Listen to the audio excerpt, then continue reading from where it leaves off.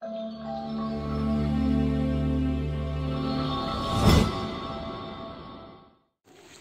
pourquoi elle ne va pas passer? Parce qu'elle n'a pas travaillé, elle ne s'est pas exercée, elle ne s'est pas fait enseigner, elle n'a pas fait ses exercices. Elle va échouer d'office. Nombreux disent, et c'est là qui est choquant en fait, nombreux disent que je suis chrétien, je suis né de nouveau. Nombreux disent que j'appartiens à Jésus. Mais quand on regarde leur vie, leur quotidien, leurs actes, leurs œuvres, leurs choix, leurs pensées, leurs réactions, leur attitude, ça disqualifie ce qu'ils disent.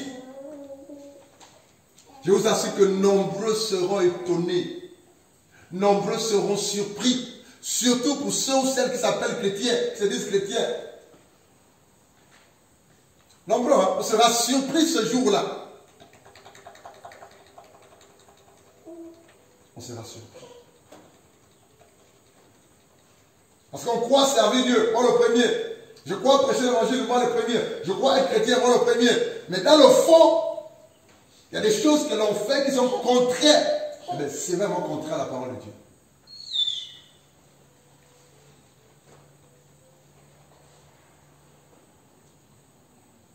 Les temps sont mauvais. C'est quoi le salut? Le salut veut simplement dire vie éternelle. Et là, il y a un verset qui dit travailler pour vous le salut avec crainte et tremblement. Ça veut dire quoi, travailler sur avec crainte et tremblement? On a reçu le salut, Dieu veut que l'on travaille. C'est comme si chaque matin tu te lèves, tu vas à ton bureau ou à ton lieu de travail. Tant que tu ne travailles pas, à la fin tu n'auras pas un salaire, vrai ou faux? Si tu es embauché quelque part, si tu restes assis à la maison, est-ce que tu auras ton salaire tendu à la fin du mois? Non. Ton chef, ton entreprise ou ton employé dira que tu n'as pas travaillé, tu ne mérites pas. C'est la même chose avec Dieu. Dieu veut que l'on travaille pour notre salut. On a reçu le salut, on doit travailler. Et même Dieu nous dit comment travailler. Avec crainte et tremblement. C'est pas la même chose. Donc on doit craindre Dieu. Par la grâce de Dieu. Et avec tremblement. C'est quoi tremblement? C'est quoi trembler?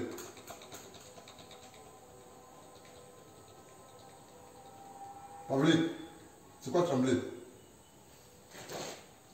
Dieu veut que l'on travaille pour nous avec crainte et tremblement. On sait que c'est que la crainte, mais c'est quoi avec tremblement? Ou trembler? Avoir la frayeur. Avoir la frayeur. Dieu veut qu'on ait peur de lui. D'accord? Selon lui, quelqu'un d'autre?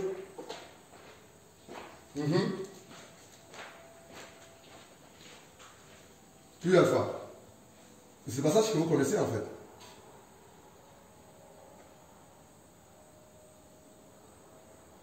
Mardi, mercredi, on était chez quelqu'un pour l'évangile. Allez, ils m'ont là-bas, vers le poste de contrôle de gendarmerie. On a rencontré une dame qui s'enfonce dans sa maison, belle maison, bien reçue. Et je voulais savoir ce que c'est que tremblement, travail, crainte et tremblement. Et même, j'avoue que là, j'étais coincé en fait, je ne savais pas quoi dire. Mais à l'instant, tu as commencé à donner la réponse. Parce que si on explique ce mot avec tremblement, selon son sens premier, passe à côté et pas venir. On lui a simplement dit, ici le mot tremblement veut dire en l'honorant. Avec tremblement, c'est en honorant Dieu. On veut honorer. Je prends un exemple simple. Si le président de la République vient chez toi, comment tu te comporteras? Comment tu vas l'accueillir? Tu vas le recevoir avec négligence, nonchalance, tu vas le faire attendre. C'est ça? Le président de la République vient chez toi. Surprise. Le président de la République de la France, par exemple, on l'appelle comment encore? Macron. Qu'est-ce qu'il y a ton attitude? Frère. Je vais t'agiter parce que. Agité? C'est vous, monsieur le président. Monsieur le président, qu'est-ce que je peux faire pour vous, monsieur le président? Tu m'as bien pour. Alléluia. C'est ça avec tremblement. C'est-à-dire, tu vas être paniqué, mais dans le sens d'être étonné, surpris, content la foi. Tu vas l'honorer. Alléluia. Tu vas le recevoir avec bienveillance. C'est ça, travailler pour Dieu avec crainte et tremblement. En fait, la crainte qu'on a pour Dieu nous pousse à être zélés pour Dieu, dans ce que l'on fait pour Dieu, à honorer Dieu, à aimer Dieu, à l'exalter. C'est ça, travailler à ce salut avec crainte et tremblement. Tu ne peux pas avoir reçu Christ dans ta vie et ne pas trembler pour ton Dieu, ne pas l'honorer, l'exalter, l'élever. C'est pas possible.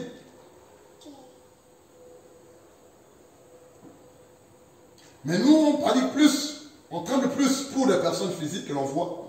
Mais on le fait moins ou presque pas pour le Dieu qu'on ne voit pas qui nous a sauvés.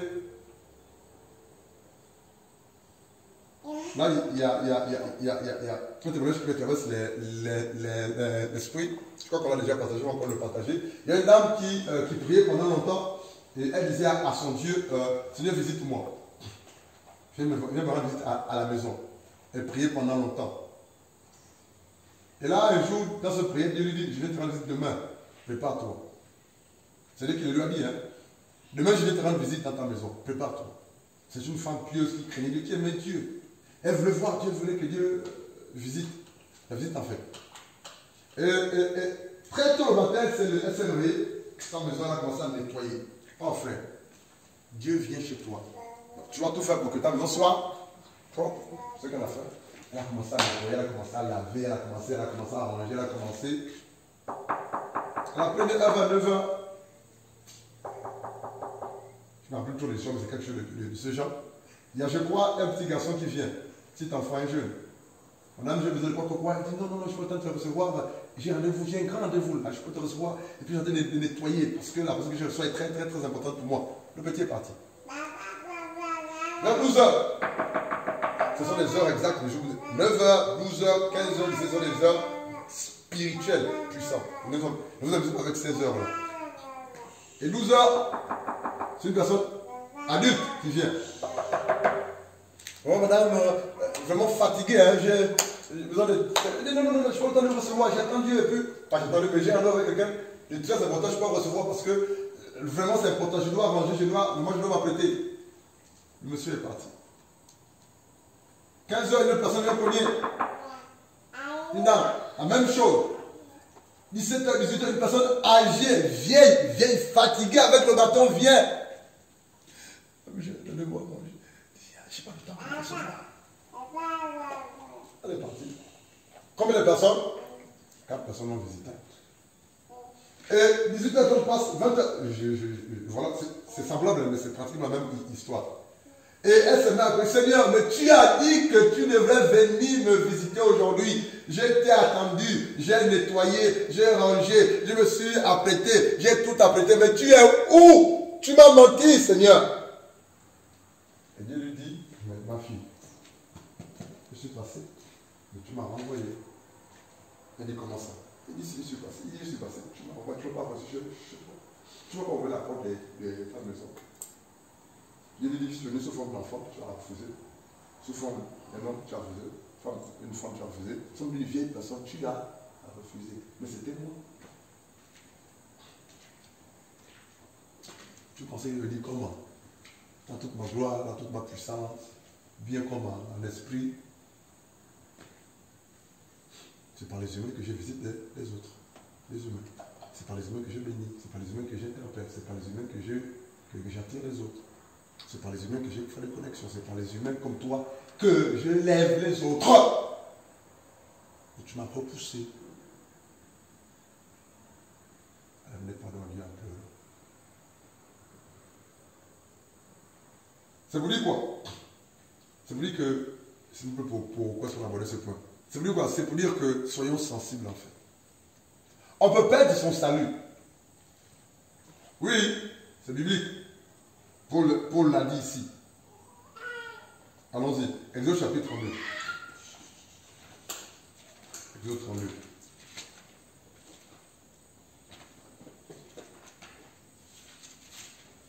On va lire le verset rapidement. 30. Juste verset 35. Allons-y. Quelqu'un peut m'aider, s'il vous plaît? Si on dit soit, on va sur Dieu, il nous aide. Fatigue la semaine. Exode 32, le verset 30 jusqu'à 35. Exode 32, partie du verset 30. Le lendemain, Moïse dit au peuple, vous avez commis un très grand péché. Maintenant, je vais remonter auprès de l'Éternel. Peut-être obtiendrai-je le pardon de vos péchés. 31. Moïse retourna donc auprès de l'Éternel et dit, hélas, ce peuple s'est rendu coupable d'un très grand péché. Il s'est fait un dieu d'or. 32. Mais maintenant, veuille pardonner ce péché. Sinon, efface-moi du livre que tu as écrit. 33. L'Éternel répondit à Moïse, j'effacerai de mon livre celui qui a péché contre moi.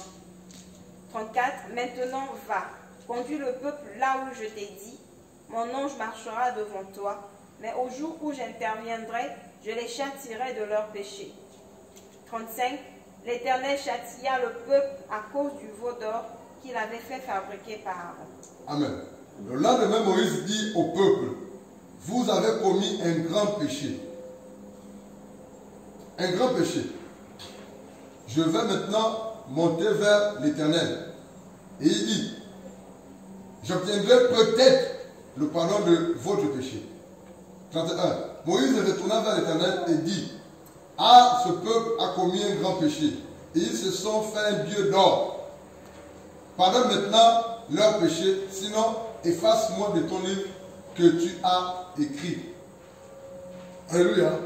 La Bible dit, par la grâce de Dieu, que après la traversée de la mer Rouge, la mer Rouge, la Bible dit, le peuple de Dieu, quelques temps après, ils ont façonné un veau d'or. Un veau d'or. Et ils ont comparé le Dieu Yahweh, le Dieu qui les a sortis de l'Égypte, à ce veau d'or-là. Regardez, hier j'ai discuté avec Fabrice, on m'a envoyé, c'est hier. On était ici à deux, on discutait autour de la parole de Dieu, avec beaucoup de questions. Et là, je vous dis, Fabrice, le danger avec la richesse, c'est que lorsque Dieu bénit quelqu'un, matériellement, financièrement, voilà quoi, argent, monnaie. Le danger avec ça, c'est qu'on a tendance à oublier Dieu. C'est là le danger. Hein? Mais Dieu bénit, Dieu enrichit. Dieu le fait, hein? Il continue de le faire. Ça, je vous dis la vérité. Dieu élève. Dieu donne des dons. Dieu donne des charismes. Dieu donne l'autorité, l'onction. Il le fait. Dieu utilise certains serviteurs puissamment sur. Il le fait. Dieu bénit richement. Dieu bénit matériellement. Il le fait encore. Je peux dire à Fabrice hier que le danger avec ça, d'être béni, matériellement financièrement, c'est que nous avons tendance, après d'être bénis par Dieu, d'oublier de remercier ce Dieu-là. Regarde, lorsque le peuple de Dieu sort de l'Égypte, Dieu dit, vous ne sortirez pas pauvres. Les Égyptiens vont vous donner de l'or et de l'argent. C'est écrit, non? On leur a tout donné, l'or et l'argent. Ils sont sortis avec de l'or, des lingots d'or bien. Mais c'est le même or-là que Dieu leur a donné par le cas des Égyptiens. C'est avec le même or-là qu'ils ont fait quoi? Ils ont construit un veau d'or pour adorer Dieu. C'est là le danger avec la bénédiction matérielle financière. C'est avec le même argent-là, la même bénédiction matérielle financière là, que tu vas encore blesser ou pratiquer le péché. D'où Dieu, dans sa grandeur, hésite parfois d'élever certaines personnes, spirituellement, ou dans une certaine autorité. Dans sa grandeur, hésite parfois de bénir quelqu'un financièrement. Parce qu'il sait que si je le bénis maintenant, il ne saura pas gérer cette bénédiction-là. Il va se détruire. Et les choses tardent. Non pas que parce qu'il veut le tarder, mais à cause de ton comportement qui n'est pas encore taillé et brisé. C'est le même argent-là. Pardon. C'est le même or que Dieu leur a donné les Hébreux qu'ils ont construit un veau d'or. Vous voulez savoir ça? Le cœur de l'homme. Dieu t'élève, homme de Dieu, serviteur de Dieu. Tu as des charismes, tu as des dons puissants sur le nom de Jésus. Tu pries, les gens sont guéris, restaurés, délivrés au nom de Jésus. Tu as commencé à vendre ça, vrai ou faux? Les entretiens, c'est payant. Le prier de guérison, c'est payant. Prier de délivrance, tu fais tout payer. Mais tu as payé combien auprès de Dieu? Comment ça t'écrase là? Regarde, nous commençons à vendre le don que Dieu t'a donné. C'est ça le cœur de l'homme.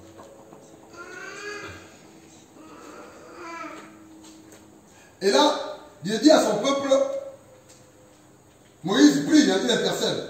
Pardonne maintenant leur péché. Moïse ne dit pas notre péché. Parce que Moïse n'a pas contribué à ce péché-là. Mais Dieu dit, Moïse dit, pardonne leur péché. Et il dit par la suite, au verset, la question c'est, peut-on perdre son salut? C'est qu'il faut venir en retard. Peut-on perdre son salut? C'est la question qu'on essaie de répondre. La réponse c'est oui. On peut perdre le salut pour l'avoir reçu en Jésus. Non, on explique comment il faut faire. Pardonne maintenant leurs péchés.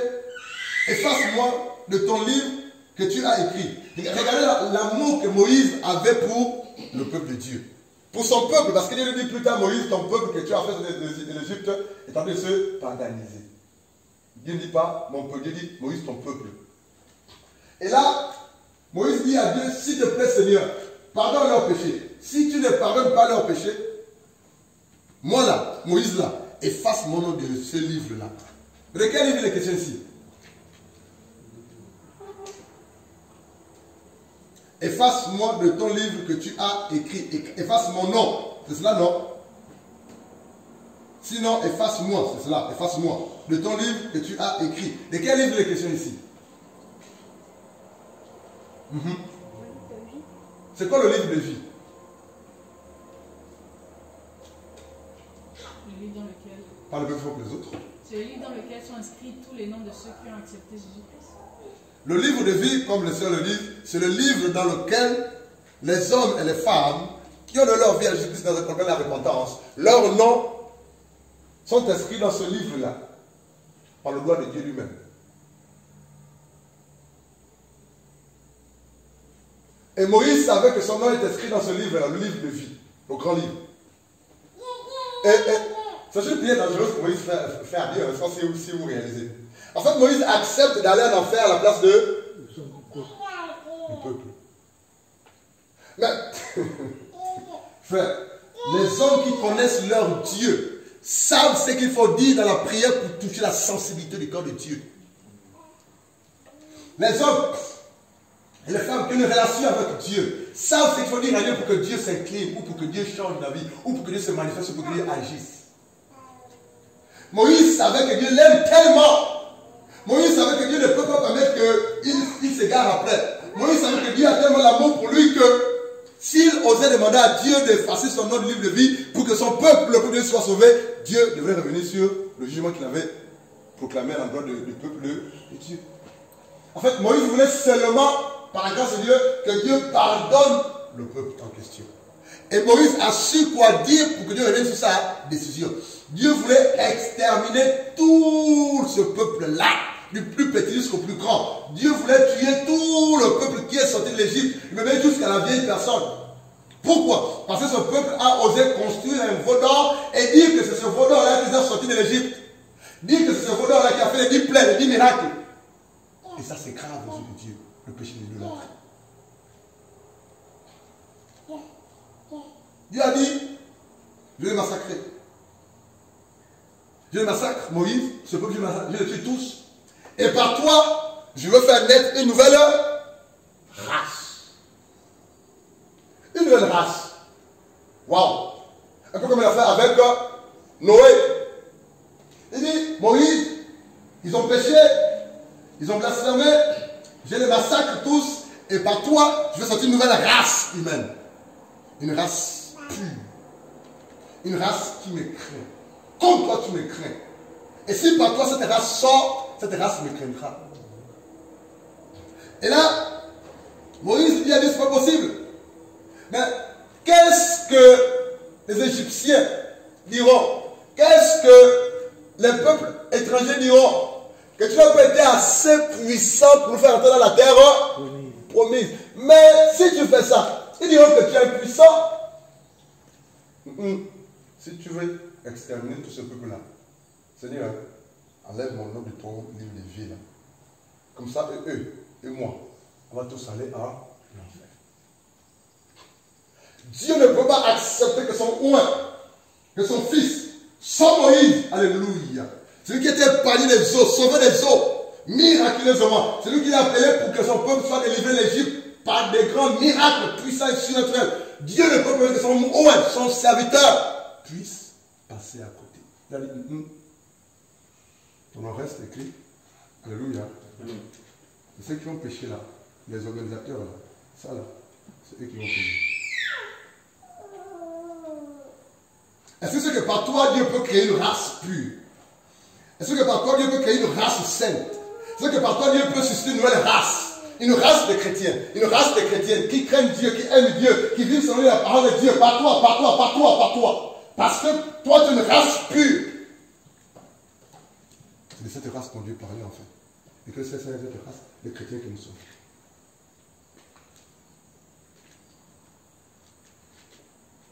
Ce n'est pas préparé l'enseignement, c'est Dieu qui communique aujourd'hui en fait. C'est famille qui veut enseigner aujourd'hui.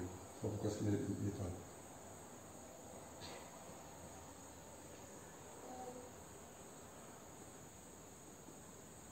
Il dit le verset 33. L'Éternel dit à Moïse, c'est celui qui a quoi? Péché contre moi, que je fasserai mon livre. Waouh! De mon livre. Ton nom qui est écrit dans le livre de vie, depuis le jour où tu es né de nouveau, peut aussi être effacé. Si seulement si tu pratiques le péché volontairement. Que tu le veux, que tu ne veux pas, c'est la vérité. Si on écrit, c'est comme aussi est vrai ou faux. Ce qui est écrit peut aussi être effacé, vrai ou faux. Voilà.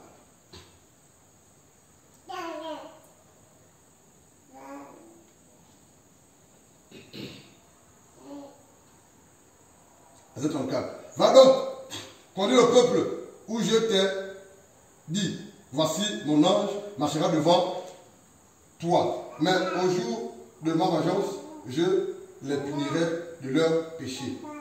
L'Éternel frappa le peuple parce qu'il avait fait le veau fabriqué par Aaron. Mais pas tout le peuple, quelques-uns seulement. Ici Dieu dit à Moïse, à cause du péché de ce peuple-là, je ne peux plus marcher devant vous ou avec vous. Je peux être au milieu de vous. Mais comme c'est mon peuple, et à cause de toi, c'est mon ange qui va marcher devant vous. En un mot, c'est mon ange qui sera devant vous, qui va vous conduire. Est-ce que vous savez qu'il y a certaines personnes ou certains serviteurs de Dieu, ou certaines assemblées, certaines églises, qui ne sont pas conduits par Dieu lui-même, et que par un ange? Pourquoi? Parce que c'est fait, c'est que c'est dit, Dieu ne parle là-dedans en fait.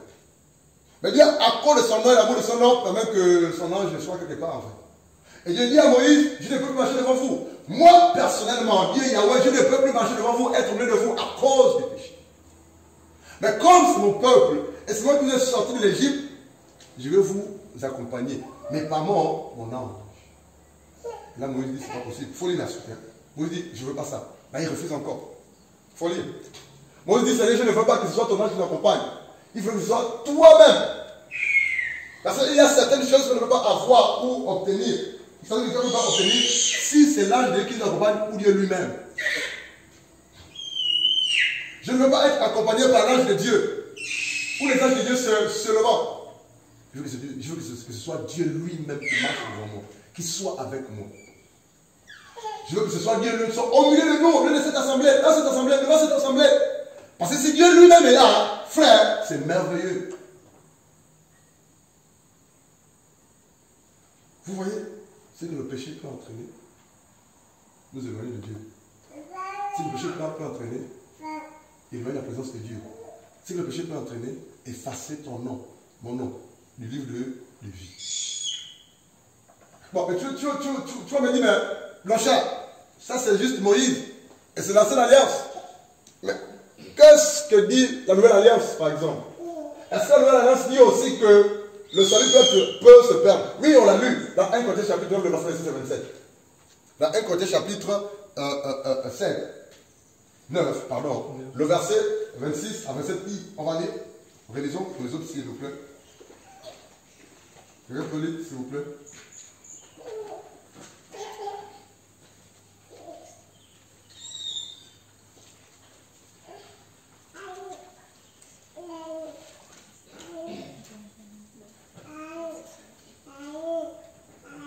Un Corinthiens chapitre 9, le verset 26 et 27. Quelqu'un peut lire?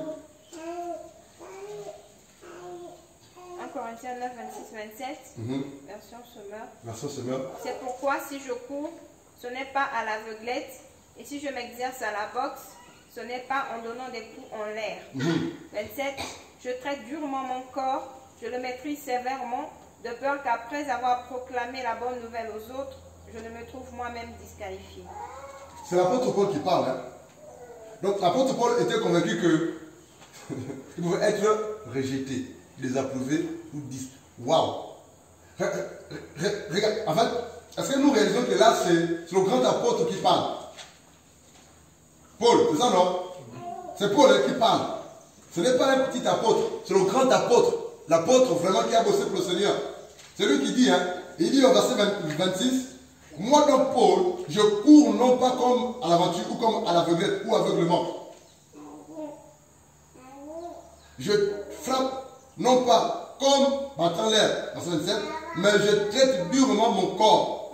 Paul avait pour mission, étant enfant de Dieu, serviteur de Dieu, de traiter durement son corps. Quand on dit pas de corps ici, là, ça ne renvoie pas seulement au corps physique. C'est la foi au corps physique, corps spirituel, ton esprit, corps en matière d'âme, l'âme. Parce que c'est le plan spirituel, l'âme a un corps, l'esprit a un corps, son corps physique c'est un corps.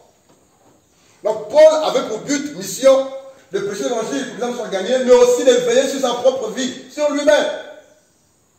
Mais qu'est-ce qu'on fait actuellement, nous, serviteurs de Dieu? On se défonce pour que les hommes soient sauvés, mais on ne veille pas, on ne travaille pas pour son salut.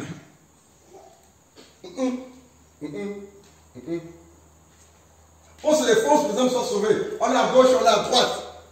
On prie, on jeûne, cherche la face de Dieu pour manifester la gloire de Dieu, pour que les hommes soient gagnés. Mais toi-même là, tu ne prends pas soin de ton propre corps. Tu ne traites pas ton corps durement. Tu t'amuses avec le péché, tu blagues. Parce que tu vois les dons se manifester, tu penses que tu es arrivé. C'est faux. Nombreux seront surpris après. Les gens pour qui ils ont travaillé durement, pour qu'ils soient sauvés, sont sauvés, mais lui, il passe à côté, il est en enfer.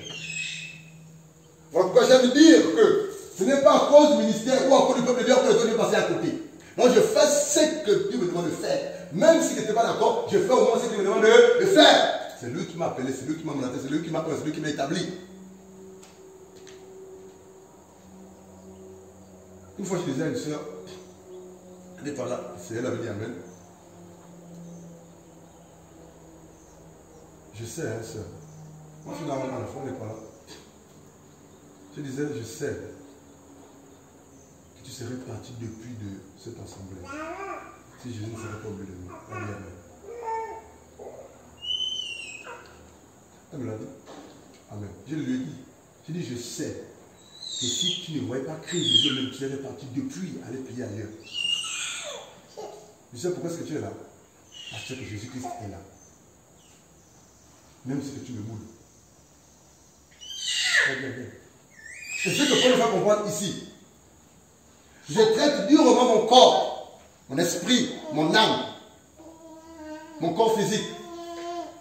De peur qu'après on prêcher les autres, amener les autres dans le Seigneur, travailler pour Dieu, pour la gloire de Dieu, et que moi m'appelle et me dise, je ne t'ai jamais connu, retire-toi de moi, toi qui commets l'iniquité. C'est dommage de l'arriver là. C'est regrettable, c'est l'enfer.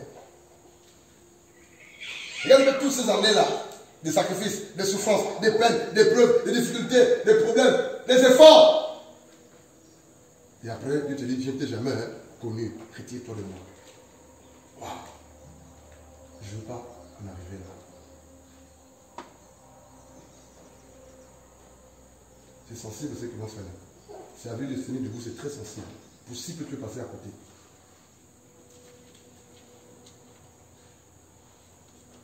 Si tu ne veilles pas sur ton corps, ton cœur, aussi peu. Si tu veux que nous hommes.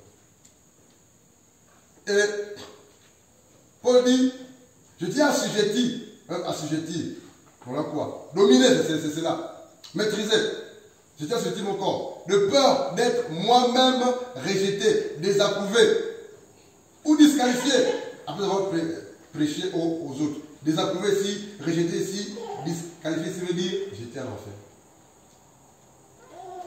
Même le grand apôtre l'a dit que s'il ne veillait pas, s'il ne faisait pas ce qui était agréable à Dieu, il pouvait être disqualifié, rejeté par Dieu.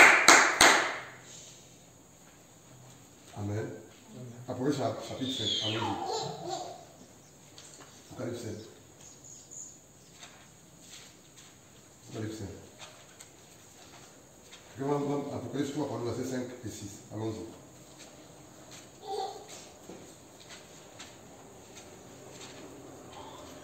Apocalypse 3. Apocalypse chapitre 3.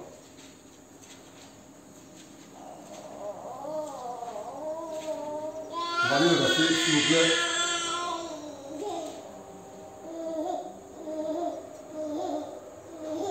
« 5 et 6. Quelqu'un peut m'aider? Apocalypse chapitre 3, le verset 5 et 6. Apocalypse 3, 5. Le vainqueur portera ainsi des vêtements blancs. Je n'effacerai jamais son nom du livre de vie. Je le reconnaîtrai comme mien en présence de mon Père et de ses anges. 6. Que celui qui a des oreilles écoute ce que l'Esprit dit aux Écritures. J'ai une question à nous poser, s'il nous plaît. La parole déclare dans Apocalypse 3, 5. Celui qui vaincra. C'est quoi vaincra? Ça veut dire quel verbe? Pour vaincre, qu'est-ce qu'il faut faire? Il faut combattre. Quelqu'un d'autre, il faut. Pour vaincre, il faut combattre. Je suis d'accord, il faut affronter, il faut lutter, il faut. Pardon? Il faut travailler, il faut. Aller jusqu'au bout. Alléluia, aller jusqu'au bout. Il faut persévérer pour vaincre. Il faut persévérer, quelqu'un d'autre. Il faut payer le prix. Alléluia. En fait, quand on parle de vaincre, c'est qu'il y a un combat qui dit victoire. Alléluia. On ne peut pas obtenir des victoires sans vaincre, sans lutter, sans combattre. Et ici, la Bible dit au verset 5, c'est lui qui vaincra. Waouh! Donc nous sommes en plein combat. En pleine lutte. C'est vrai que si tu es distrait, si tu ne veilles pas, tu vas perdre le combat, la lutte. Et tu vas être vaincu. Tu ne vas pas vaincre, mais tu vas être vaincu. Ce qui fait que Dieu, lorsqu'on parle de vaincre ou de lutter, de combattre, ça demande des efforts, à la fois physiques et spirituels. Donc le salut là, doit être obtenu par des efforts à la fois physiques et spirituels. Ce n'est pas une affaire de la pluie qui tombe du ciel. Et même avant que la pluie tombe du ciel, il y a tout un processus, hein, alléluia, qui se fait dans le secret. Le salut, ce n'est pas un gâteau d'anniversaire. Tu es chez toi et puis, surprise, joyeux. Quand on fait un gâteau, tu es tout content. C'est pas ça le salut. Dieu te l'accorde, le salut. Dieu te le donne, le salut, gratuitement pour le cas de la repentance. En acceptant Christ Jésus. Mais Dieu veut que tu travailles pour avoir salut jusqu'au bout. Sur terre, on le reçoit en acceptant Christ Jésus. On doit l'entretenir. On doit travailler ce salut pour que par la grâce, après notre mort physique, on continue à vivre éternellement dans le ciel au paradis. La Bible dit, celui qui vaincra sera ainsi revêtu. Celui qui vaincra sera ainsi revêtu des vêtements blancs. Je n'effacerai point son nom du livre de vie. Waouh! Le G est mis pour Dieu. Dieu dit, celui qui va lutter jusqu'au bout, celui qui va persévérer jusqu'au bout, celui qui va combattre jusqu'au bout, celui qui va combattre le bon combat qui concerne la foi jusqu'au bout, celui qui va se sanctifier jusqu'au bout, celui qui va m'obéir jusqu'au bout, celui qui va m'aimer jusqu'au bout, celui qui va m'adorer jusqu'au bout, celui qui va servir jusqu'au bout, celui qui va persévérer dans toutes ces choses, je n'effacerai pas son nom de mon livre de vie.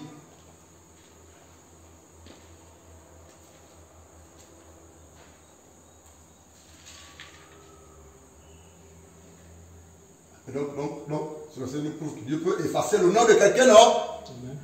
C'est écrit.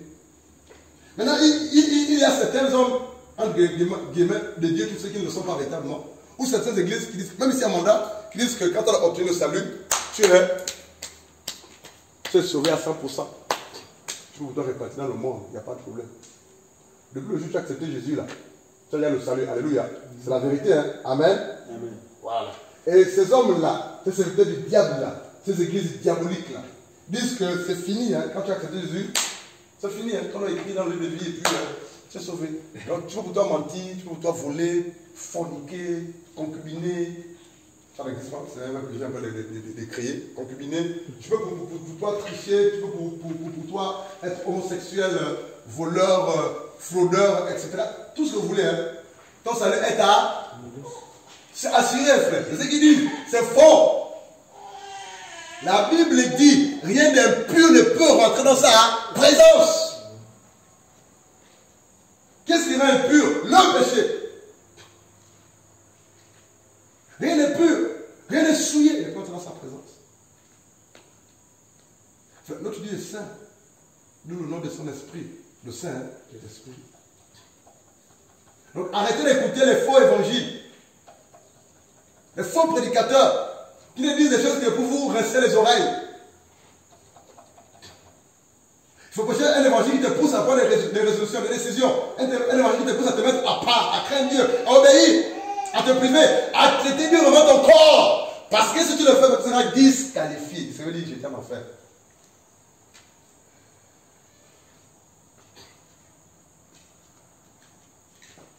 C'est Dieu qui parle à l'église de Sarah.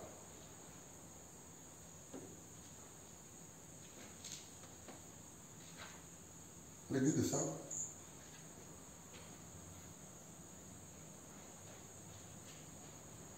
Il dit verset 5, celui qui vaincra sera ainsi revêtu de vêtements blancs. Je n'effacerai point son nom du livre de vie, et je confesserai son devant mon Père et devant ses anges. C'est Jésus qui parle. Il dit, je ne vais pas effacer son nom de mon livre de vie, et je vais confesser son. Donc Dieu confessera ton nom devant son Père, Dieu le Père, devant les anges qui sont autour de lui. On parle Apocalypse chapitre 5. Dites-moi même, dites-moi un peu.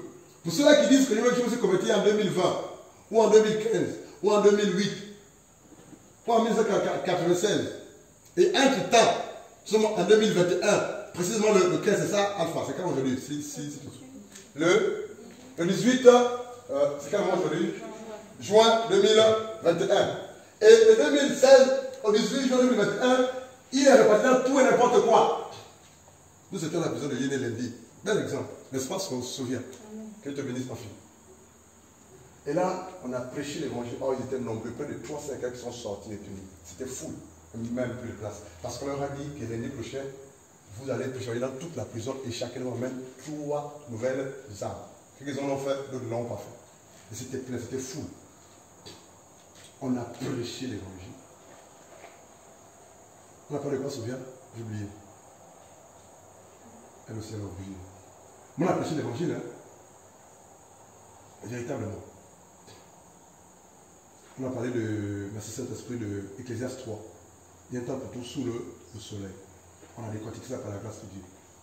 On est dans Jean 14. Dans Matthieu 28. On s'est tenu. Et à la fin, il y a un fond. Là-bas, il y a les fonctionnaires. Là-bas, il y a vos pasteurs de sont nombreux là-bas. Là-bas, il y a les prophètes. Vos prophètes sont nombreux là-bas. Ils sont pleins là-bas. Ils ont les titres. Les gars, leur même titre là. Pasteur, prophète. Ils sont là pleins. Pleins là-bas. Là, tu vois un fonctionnaire qui a mené d'entretien. Je vais taire son nom. Vous connaissez l'histoire. C'est dans tous les réseaux sociaux. Il y a une jeune fille qui s'est suicidée à Mounana là. Engrossée de 5 ou 6 mois.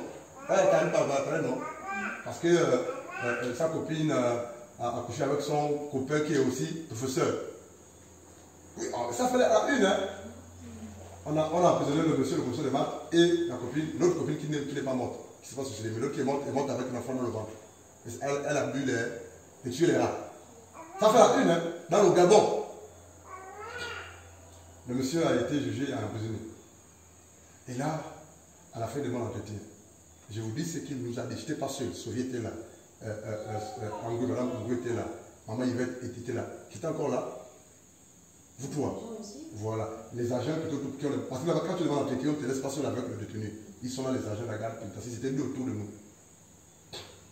Vous écoutez ce qu'on va partager. Ça, c'était après l'application. Et là, il dit, pasteur, je suis vraiment embêté. Vous voyez pourquoi je donne ce témoignage-là? Il dit, je suis culpabilisé. Il dit, je suis perdu. Il pense même au suicide, en fait.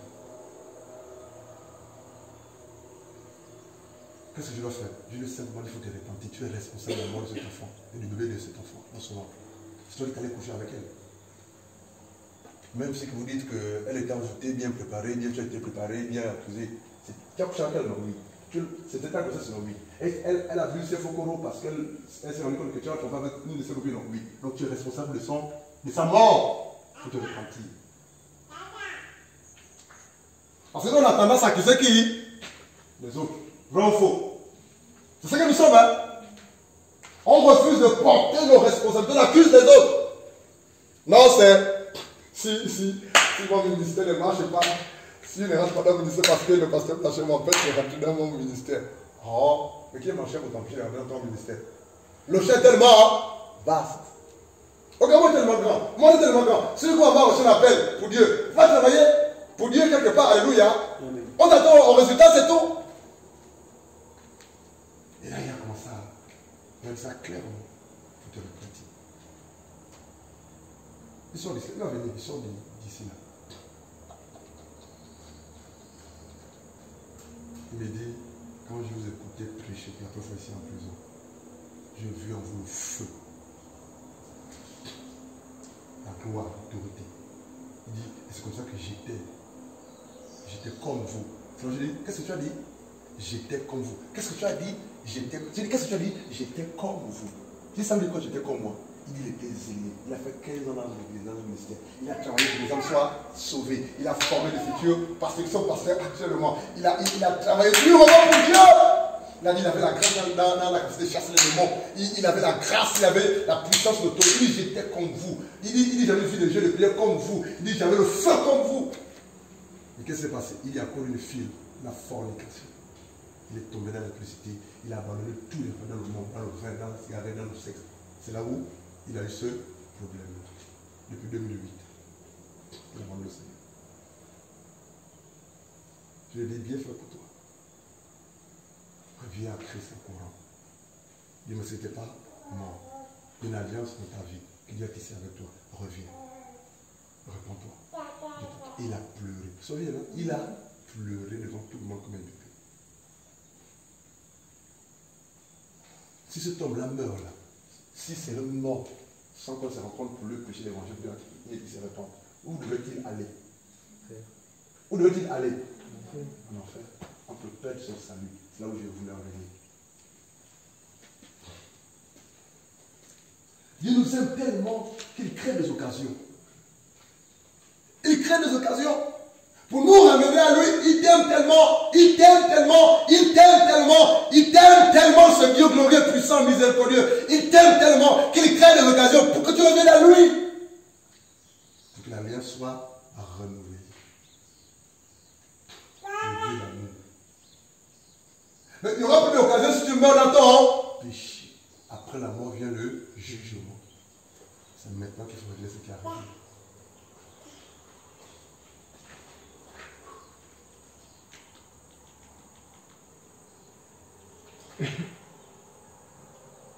Il dit dans Apocalypse 3, verset 5, celui qui vaincra sera ainsi revêtu de vêtements blancs. Je n'effacerai point son nom du livre de vie, et je confesserai son nom devant mon Père et devant ses anges. Confesser veut dire déclarer, dire, parler de lui devant Dieu, le Père et les anges. Il dit au verset 6 que celui qui a des oreilles entende ce que l'Esprit dit que celui qui a des oreilles, pas l'oreille physique mais spirituelle, que celui qui a des oreilles spirituelles écoute ce que Dieu nous dit ce soir-là. Voilà ces passages qu'on ne fait que lire là. Que celui qui a des oreilles entende, écoute ce que l'Esprit, le Saint-Esprit de Dieu parle, pour que son homme soit sauvé.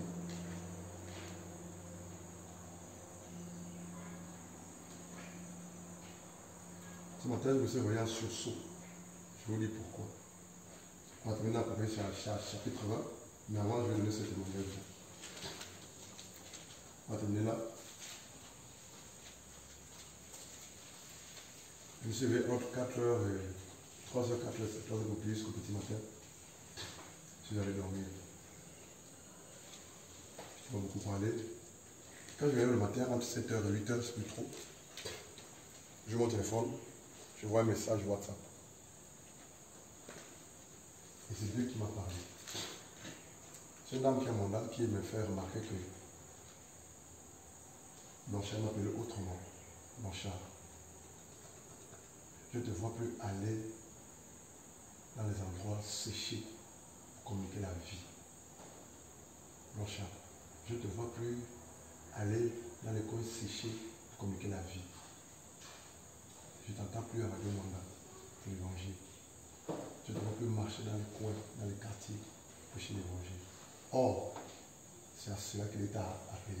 Pour te dire, c'est même par le canal de cette marche-là, cette évaluation-là, dans les maisons, dans les quartiers, que l'Église-là est née. L'enfant. Mais tu ne fais plus, mon cher. Le message était long, n'est-ce pas, Leslie? Hein, enfant? Très long. Quand je me suis réveillé, j'ai lu jusqu'au bout. Vous savez ce que j'ai fait? Je voulais dormir, rester à la maison. Je me suis lavé, j'ai compris, je suis allé marcher. Avec ça, comme ça, là, sous le soleil, prêcher l'évangile. J'ai compris tous les trucs que c'est Dieu qui m'a interpellé. C'est ce que Dieu dit. Qui dit que celui qui a des oreilles écoute ce que l'Esprit dit aux églises. Il y a des gens, même quand ils parlent, ils n'écoutent pas. Quand Dieu interpelle, ils n'écoutent pas. Quand Dieu réprimande, ils prennent ça mal. Parce que leurs oreilles spirituelles sont bouchées, fermées, stériles, bouchées.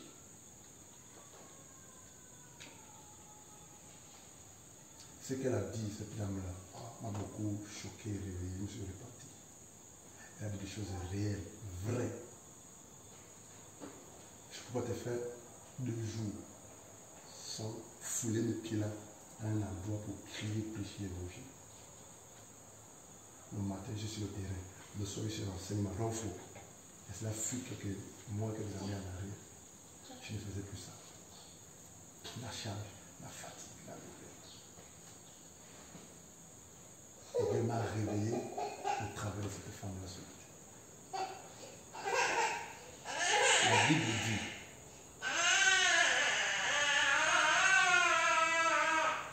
si je sais faire ce qui est bien, tu parles frère, si je ne fais pas ce qui est bien, je pêche.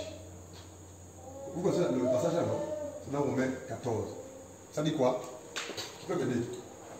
Peut-être que je le dis mal. Si je sais le bien à faire, je ne le fais pas. Si Je sais le bien à faire. Si je sais faire ce qui est bien et que je ne le fais pas, je pêche. Si je sais que dire bonjour à mon prochain, c'est bien, et que je ne le fais pas, je pêche.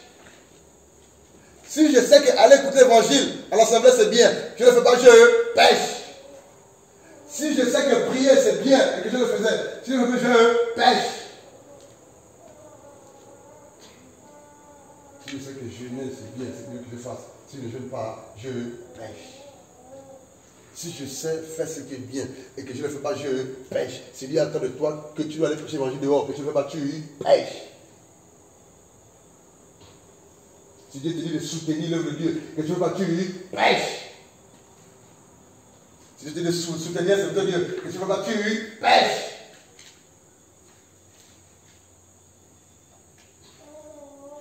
Si je sais faire ce qui est bien et que je ne le fais pas, je pêche. Romains 14.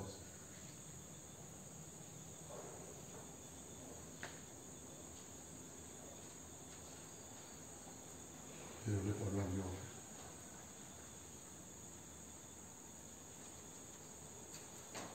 Chacun de nous sait son pouvoir. Il va à fond notre pouvoir. La gloire de Dieu. Amen. Alléluia. Apocalypse chapitre 20, versets 11 à 15. Nous parlons du salut qui peut être effacé du livre de vie. Conclusion et fin.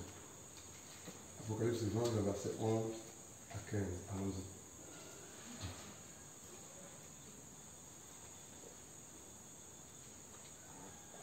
Apocalypse 20, 11. Ensuite je vis un grand trône blanc et celui qui était assis. Le ciel et la terre s'enfuirent loin de sa présence. Ils disparurent sans laisser de traces. 12. Je vis les morts, les grands et les petits, comparaissant devant le trône. Des livres furent ouverts. On ouvrit aussi un autre livre, le livre de vie. Les morts furent jugés, chacun d'après ses actes, suivant ce qui était inscrit dans ces livres. 13. La mer avait rendu ses naufragés, la mort et le royaume des morts avaient rendu ce qu'ils détenaient. Et tous furent jugés, chacun conformément à ses actes. 14. Puis la mort et le séjour des morts furent précipités dans l'étang de feu. Cet étang de feu, c'est la seconde mort. 15. On y jeta aussi tous ceux dont le nom n'était pas inscrit dans le livre de vie. Alléluia. La Bible dit au verset 11, merci Seigneur pour la fin. Puis je vis un grand trône blanc, c'est l'apôtre Jean qui parle. Celui qui était assis dessus, la terre et le ciel s'enfuirent devant sa face. C'est normal, il est Dieu. Et il ne fut plus trouvé de place pour eux. Et je vis les morts, les grands et les petits qui se tenaient devant le trône.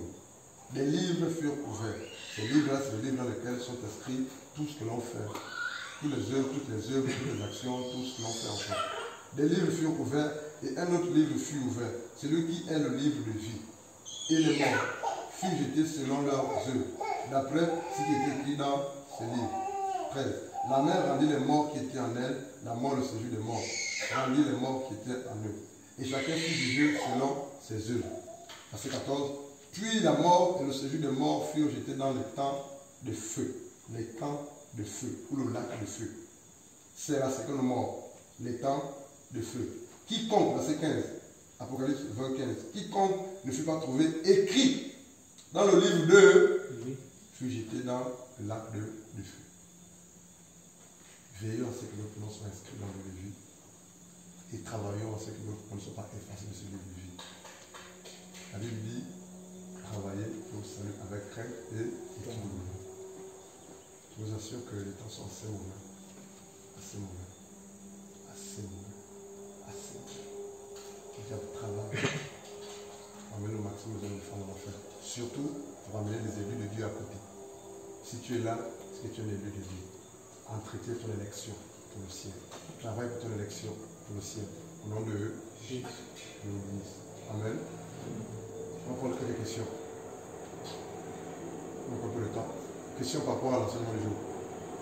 J'ai une question, je n'ai pas compris, tu m'aurais venir poser une question pour mieux comprendre. Je te dis de poser ta question. Alléluia. Question.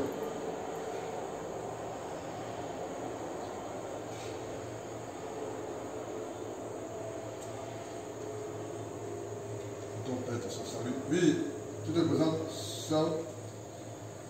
Bonsoir, moi c'est la sœur Alpha. J'ai posé quelqu'un qui te connaît pas chou. Oui. Donc, c'est le dernier verset, le verset 12 qu'on a lu. On a dit, je vis les morts, les grands et les petits, comparaison devant le trône. Des livres furent ouverts. Apocalypse 20, 12. 12. D'accord. Et on ouvrit un autre livre. Les morts furent jugés d'après les actes suivant ce qui était écrit dans ces livres. D'accord.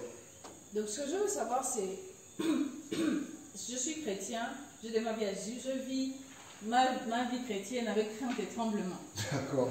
Donc, j'ai mon nom écrit dans le livre de vie. D'accord. Mais il y a d'autres livres, selon ce qu'on vient d'écrire, là où tout ce que je fais est inscrit et que je suis jugé par rapport à ça. Et je ne comprends pas bien en fait. Qu'est-ce qui est inscrit dans ces livres-là et comment le jugement que je vais avoir par rapport à ces livres va changer le fait que mon nom est déjà écrit dans le livre de vie. Alléluia. Relisons. Apocalypse 20, le verset 11. Puis je vis un grand trône blanc, le trône céleste, sur lequel Christ est assis. Alléluia.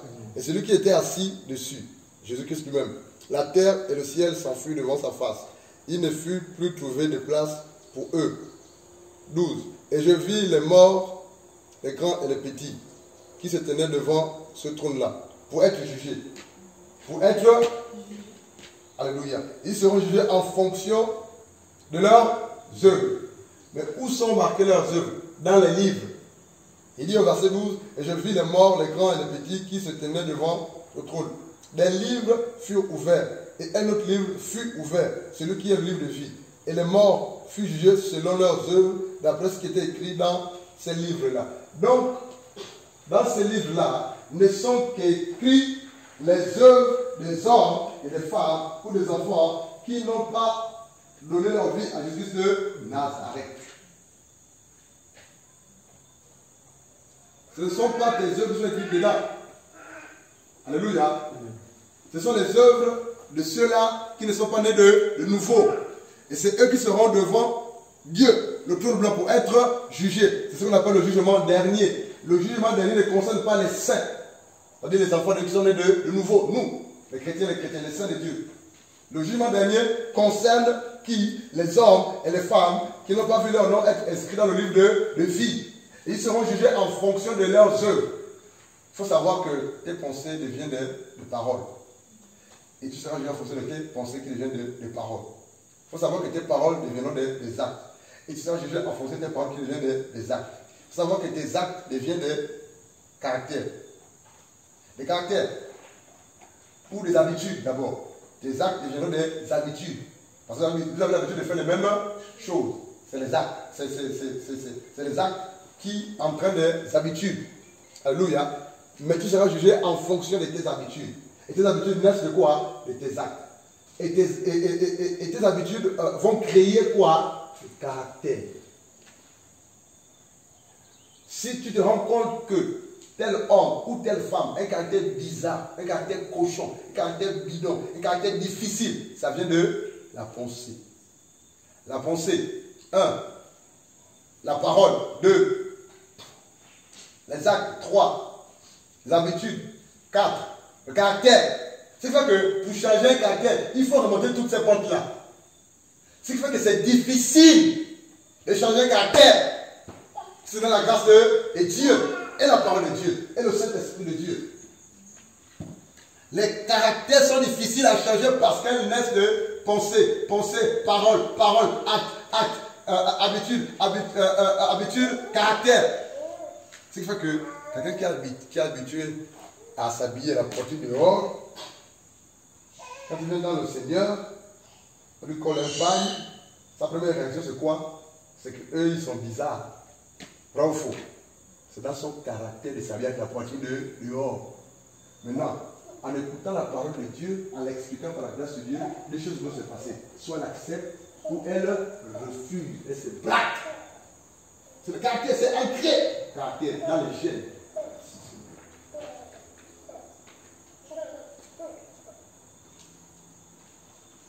D'où le serviteur de Dieu, Jésus-Christ lui-même, le Saint-Esprit, il souffre avec nos caractères qui sont bidons. Vrai ou faux? Moi le premier. Mais Dieu est tellement bon, il est patient. Il est patient. Parce qu'il veut briser ce caractère-là.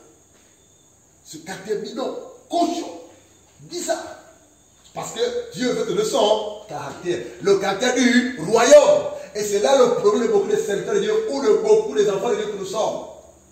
On ne peut se séparer, de ça le caractère. Et quand on dit que ça c'est pas de Dieu, tu te braques, tu te rebelles, tu te justifies. Mais ce n'est pas de Dieu ça. Réponds-toi tout simplement et demande pardon d'avance. Alléluia. Ils seront jugés en fonction de leurs œuvres. Donc ce passage-là concerne les non-chrétiens, les païens. Voilà pourquoi, quand quelqu'un est né de nouveau, qu'est-ce qui se passe? Dieu lui donne un nouveau casier judiciaire. Il efface son casier judiciaire.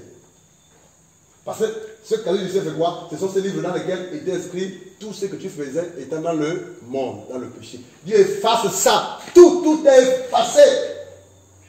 Et après, il écrit ton nom dans le livre de vie. Tu es sauvé. Et Dieu te dit maintenant, voici le nouveau livre qui doit te conduire. Lis ma parole pour que tu saches quoi faire. Alléluia. C'est tout. Donc, Apocalypse 20, 12, 13 là-bas concerne les non-chrétiens, les non-convertis. Amen. Nous, on ne passera pas par le jugement dernier. On ne vivra pas Apocalypse 15, le verset 11, 15. Pourquoi? Parce que nous serons déjà enlevés pour les noces de l'agneau. Nous serons au ciel pour le banquet divin. Pendant 7 ans, on va dans la présence de notre Père, de notre Dieu, Christ Jésus, environné des anges, manger, souper, se réjouir avec lui. Mais les autres vont souffrir lors de la grande tribulation. Et après, ils vont se trouver pour être jugés devant le trône blanc et être jetés dans le lac de feu. Alpha, ça va? C'est clair? Je suis béni. Question? Oui, Anaïs. Pardon, Loretta. Vous êtes toujours ensemble? Oui, Loretta. J'avais écouté un prédicateur à la télé. Elle, c'est Loretta. Dire que Jésus aussi va venir pour juger les enfants de Dieu par rapport aux œuvres qu'ils ont faites au Seigneur. Non, en fait, peut-être que tu n'as pas écouté ce qu'il a dit. Ou la mal dit, tu n'as pas bien écouté. En fait, Jésus ne nous jugera pas. Mais par contre, c'est ce qu'on appelle le... c'est quoi l'expression? Aidez-moi. C'est pour avoir la couronne. Oui, mais avant de la voir, il y a une expression qui dit la parole de Dieu là. Voilà quoi. C'est le tribunal, quelque chose comme ça. Le trône blanc. Non. Tu as dit? Le tribunal de Christ en fait. Lorsqu'on parle, c'est pas ça l'expression, mais c'est ça. Lorsqu'on parle du tribunal de Christ, ce n'est pas pour être jugé selon le tribunal mondain. Ou du monde là. Ou le tribunal de force vide. Voilà quoi. Non. Le tribunal de Christ, c'est la même expression. Le tribunal de Christ consistera à récompenser les hommes et les femmes qui ont travaillé farouchement, fortement, de manière défoncée pour dire que les hommes soient sauvés. Ce tribunal ne sera pas pour te juger, mais pour te récompenser. Alléluia. Tu es né de nouveau, tu es établi à Jésus, et puis tu n'as pas dormi, tu n'as pas ronflé, tu as travaillé pour le Seigneur, pour que son nom soit glorifié, pour que les âmes soient sauvées. Tout le travail que tu fais, la Bible te récompensera. C'est ça le tribunal de Christ. Amen. Ça va se faire juste quelques temps après l'enlèvement de l'Église. Donc nous serons là-bas devant notre Dieu lors du banquet divin de notre agneau, et Dieu va nous récompenser de couronnes. Loretta, tu t'es converti en 2016. De 2016 jusqu'à ce que tu sois morte, tu as travaillé par ton canal, tu as nourri les orphelins, tu as nourri les veuves, tu as prêché l'évangile, tu as fait mon œuvre, tu as soutenu mon œuvre, tu as prêché l'évangile, tu as prié pour les malades, nombreux se sont convertis, nombreux de leur vie à Christ, les familles ont été gagnées à Christ par ton canal, tu as jeûné, tu as prié, tu as travaillé, tu as fait de grandes choses pour ton Dieu, des bonnes œuvres, des aumônes, des œuvres. Dieu dit, ma fille, pour ce que tu as fait, pour que mon nom soit glorifié, que les âmes soient gagnées à moi, voici ta récompense, ta couronne.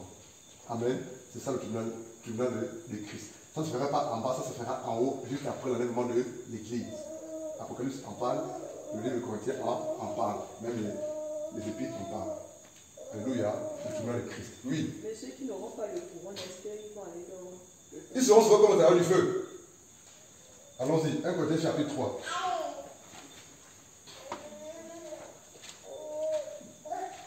En fait, vous savez, tous les chrétiens qui sont nés de nouveau et qui ont persévéré, alléluia, seront sauvés. On n'aura pas les mêmes récompenses. On ne sera pas tous auprès de Christ pareillement. Les uns seront plus proches de Christ. En fait, c'est la nouvelle Jérusalem. C'est une cité. Amen.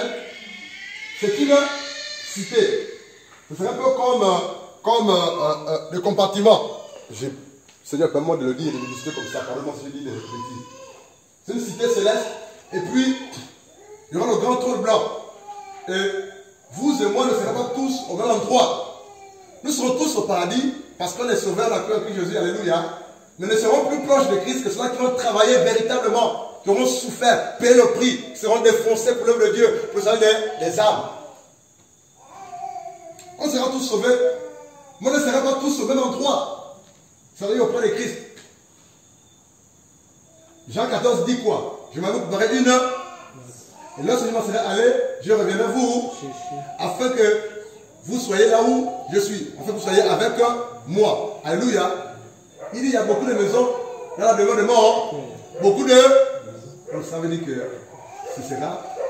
C'est ça non? On ne sera pas tous au même endroit. On ne sera plus proche de Christ que ceux-là qui ont travaillé. Le mot le nom des serviteurs de Dieu dans la Bible qui a travaillé plus que les autres.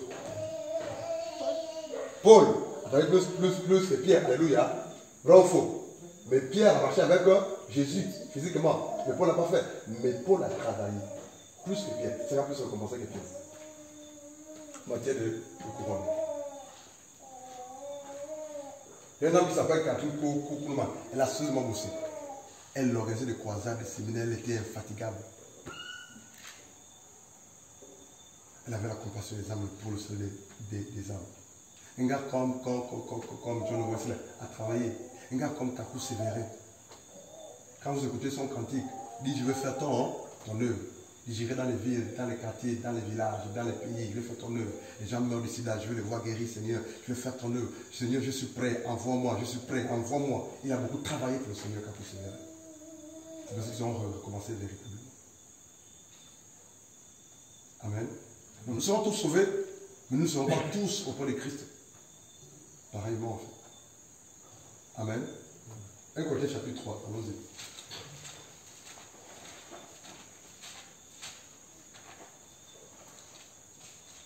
C'est bien pour ces questions. Lis s'il te plaît, Loretta, le verset 9. Car nous sommes ouvriers avec Dieu. On commence à partir du verset 5. Écoutons bien. 5. 1 Corinthiens chapitre 3, le verset 5 à 10. Qu'est-ce donc qu'Apollos et qu'est-ce donc Paul? Qu'est-ce donc Apollos? Qu'est-ce qui est Paul? Qu'est-ce qui est Apollos? Tous les serviteurs de Dieu, vas-y. Les serviteurs par le moyen desquels vous avez cru. Ah, donc Dieu permet que certaines personnes croient par le moyen de c'est avant. Nous ne sommes rien du tout, hein. Continue. Selon que le Seigneur l'a donné à chacun. 6. J'ai planté Apollos, arrosé. Ah, donc Paul a fait ça, sa part. Il a planté. C'est un bâtisseur, c'est un architecte, c'est un apôtre. Il pose les fondements, il édifie. C'est qu'est-ce qu'il fait? Il crée l'église. Alléluia. Vas-y. Apollos a arrosé. Apollos a arrosé. Apollos c'est un pasteur. Il a arrosé par le canal de quoi? La parole. Continue. Mais Dieu a fait croître. C'est Dieu qui fait croître tout ce que l'on fait pour le. Alléluia, par sa grâce. Continue. 7. En sorte que ce n'est pas celui qui plante qui est quelque chose, ni celui qui arrose, mais Dieu qui fait croître. C'est un verset qui me dérange beaucoup dans le bon sens. C'est le verset combien là? Le verset 7. Il dit, car nous sommes ouvriers avec Dieu, c'est ça non? Est-ce que c'est le verset là? C'est quel verset que vient de lire là? 7. Il dit, en sorte que ce n'est pas celui qui plante qui est quelque chose. Il ne dit pas qui est quelqu'un. Qui est quelque chose. Oh, mais nous sommes nombreux qui pensons être quelqu'un. Oh, Dieu te dit, tu n'es même pas quelque chose. Je ne suis rien du tout. Même quelque chose, je ne suis pas. Aucune valeur autour de Dieu. La poussière, de la chance, c'est que tu es ce que nous sommes. Mais non, pense être quelqu'un. Parce que tu vis dans une maison climatisée, parce que tu as un compte à banque garni, parce que tu as un peu les relations, tu as un peu bac plus 4, plus 5, tu as un peu faire l'école, tu as un grand nom comme la famille Bongo, bien comme la famille Macron, Chirac, et puis tu as un grand carnet d'adresse, et tu penses être quelque chose, même quelque chose que tu n'es pas. C'est l'orgueil qui te fait penser être quelque chose. Même quelque chose que tu n'es pas. Même quelque chose que je ne suis pas. Regarde ce que tu es. Regarde ce que je suis. La terre, la sang, la poussière. Pourquoi penser qu'on est quelque chose? Et les hommes qui se considèrent comme n'étant rien du tout, c'est eux que Dieu élève. Que Dieu élève. Que Dieu bénit. Que Dieu utilise. Mais si tu penses être quelqu'un, si tu penses être quelque chose, oh tu n'es rien, tu vas rester à l'étape où tu es. Alléluia. L'humilité précède la gloire. L'orgueil la chute. Lucifer, le diable, a été précipité du haut vers le bas à cause de son péché qu'est l'orgueil. L'orgueil est grave. Te fait penser que tu es quelque chose. Te fait penser que tu es différent des autres. Te fait penser que tu es arrivé. Te fait penser que tu es quelqu'un. Or, c'est l'orgueil qui te fait penser à mais tu n'es rien. Non, mais rien, tu n'es. C'est un verset qui me choque beaucoup. Il dit, en somme que ce n'est pas celui qui plante qui est quelque chose. Mais c'est un grand apôtre, Paul, vrai ou faux. Mais Dieu dit de Paul qu'il n'est pas quelque chose. Alléluia. Amen. Il dit, qui est quelque chose, ni celui qui arrose, qui est quelque chose. Mais Dieu qui fait croître. Gloire, honneur, louange, Jésus-Christ de Nazareth. Verset 8. Tu peux continuer Loretta, s'il te plaît. Oui, celui qui plante et celui qui arrose sont égaux. Oh! Celui qui plante et celui qui arrose sont égaux. L'apôtre qui baptise l'église et le pasteur qui pèle pour le Dieu sont égaux. Mais non pas la même fonction. C'est juste la fonction, la charge qui est distincte. Mais aux yeux de Dieu sont égaux parce qu'ils font l'œuvre de Dieu pour la gloire de Dieu, pour le salut des âmes. On est égaux. Vous et moi, on est tous brebis du. Il faut le savoir, hein. Alléluia. On est tous les âmes. Nous sommes toutes les âmes du La seule différence, c'est la fonction, la charge, les responsabilités sur le plan spirituel. On est tous brebis du Seigneur. On n'a pas la même charge, on n'a pas la même responsabilité, on n'a pas le même poids. Spirituellement parlant. On est tous brebis du Seigneur, nous sommes tous les âmes du Seigneur, nous sommes tous partie du corps de Christ. Et il dit par la suite, vas-y. Et chacun recevra sa propre récompense selon son propre travail. Il dit, celui qui plante et celui qui arrose sont égaux. Et chacun recevra sa propre Récompense, selon son propre. travail. De quelle récompense ici? De quelle récompense est question ici? Les récompenses qu'on va obtenir lors du tribunal de Christ. Dieu nous récompensera en fonction du travail que tu aurais fait pour le Seigneur, pour la gloire de Dieu et pour le salut des âmes. Voilà pourquoi je travaille à fond. Je vais être récompensé par Dieu. La récompense, ce n'est pas le salut, ce n'est pas le ciel. Les gens pensent que la récompense là, c'est le paradis. Non, c'est faux. Tu as déjà ce paradis, tu as le salut depuis que tu as créé Christ Jésus. Ça peut être une récompense. La récompense là, c'est quoi? C'est les couronnes que Dieu te donnera ce jour-là. Parce que tu auras fait l'œuvre de Dieu, glorifie ton Dieu, qu'un exemple pour Dieu. C'est de ces récompenses dont il est question. Ce n'est pas le salut. Le salut, tu l'as déjà parce que tu es en Christ Jésus. Quelle récompense encore? Continue. 9. Car nous sommes ouvriers avec Dieu. Vous êtes le champ de Dieu, l'édifice de Dieu. Continue. Selon la grâce de Dieu qui m'a été donnée, j'ai posé le fondement comme un sage architecte et un autre bâti dessus. Mais que chacun prenne garde à la manière dont il bâtit dessus. 11. Car personne ne peut poser un autre fondement que celui qui a été posé, savoir Jésus-Christ. Continue. 12. Or, si quelqu'un bâtit sur ce fondement avec de l'or, de l'argent, des pierres précieuses, du bois, du foin, du chaume, l'œuvre de chacun sera manifestée. 13. Car le jour la fera connaître, parce qu'elle se révélera dans le feu. Et le feu éprouvera ce qu'est l'œuvre de chacun. Amen. Or, verset 12. Or, si quelqu'un bâtit sur ce fondement avec l'or et l'argent, le fondement c'est Christ Jésus. Or, si quelqu'un bâtit sur ce fondement avec l'or, avec l'argent, des pierres précieuses, du bois, du foin, du chaume, l'œuvre de chacun sera manifestée. Tout ce que l'on fait pour Dieu sera éprouvé et jugé lors du tribunal de Christ. Tout ce que je fais là, tout ce que tu fais là, Dieu va t'éprouver.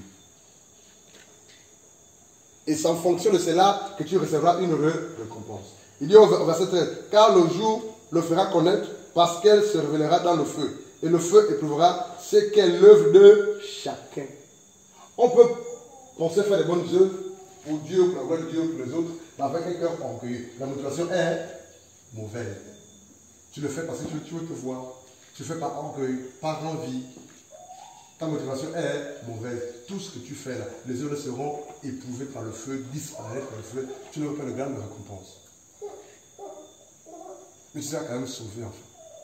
Parce que tu as accepté Christ et puis tu obéis à la parole de Dieu. Mais les œuvres que tu fais là, c'est par envie, c'est par envie, c'est par motivation. Alléluia. Dernier passage. Continue. Le verset 14. 14. Si l'œuvre bâtie par quelqu'un sur le fondement subsiste, il recevra une récompense. Relis s'il te plaît. 14. Si l'œuvre bâtie par quelqu'un sur le fondement subsiste, il recevra une récompense. Continue. 15. Si l'œuvre de quelqu'un est consumée, il perdra sa récompense. Pour lui, il sera sauvé, mais comme au travers du feu. Ah! Ce sont les deux versets là que je voulais qu'on lise. Il dit, si l'œuvre bâtie par quelqu'un sur le fondement subsiste, le fondement qui est Jésus-Christ de... Elle dit, il recevra une récompense. Si l'œuvre de quelqu'un est consumée, il perdra ça. Pourquoi son œuvre va être consumée par le feu? Parce qu'il le fait par de mauvaises motivations. Par orgueil, par envie, par jalousie, par mal vue. Moi, si je peux pécher, si je peux marcher, je peux pécher. Ça ne me concerne pas. Ah, moi aussi, je peux ouvrir un orphelinat. Est-ce qu'il y a quelqu'un qui peut ouvrir un orphelinat? Sa motivation n'est pas. Mais ce qu'il fait, c'est bien pour le Seigneur. Les enfants sont sécurisés, nourris, logés, scolarisés. Mais la motivation de son cœur est, il le fait par rivalité, ou par envie, ou par jalousie. Mais il fait pour Dieu. Dieu permet que ça existe, hein, alléluia, pour le bien-être des enfants. Mais la motivation de son cœur est mauvaise. Son œuvre ne répondra pas pour être tout ici. Alléluia. Amen. Et il dit au verset 15, si l'œuvre de quelqu'un est consumée, il perdra sa récompense. Pour lui, il sera sauvé, mais comme au travers du feu. Les œuvres ne sauvent pas. Alléluia. Amen. Mais les œuvres prouvent l'authenticité de la foi de quelqu'un. Qu'il soit béni pour Dieu. Vous arrêtez là. Amen.